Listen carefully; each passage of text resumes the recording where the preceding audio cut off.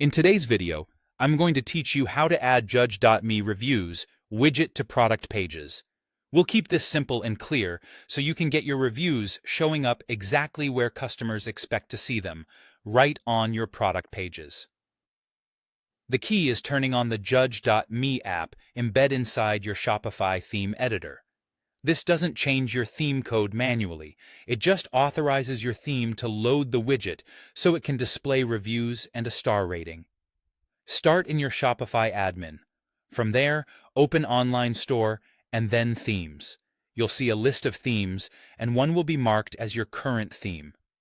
Make sure you're working on that live theme so the changes apply to your storefront. Next, click Customize. This opens Shopify's visual theme editor, where you manage design settings and, importantly, app embeds. Inside the editor, look to the left sidebar for the App Embeds icon. It looks like a little puzzle piece. Click it to open the panel. You should see Judge.me listed there. Toggle it on. This toggle grants the theme permission to load Judge.me's widget and related assets, which is what allows the review block and star ratings to appear on your product pages.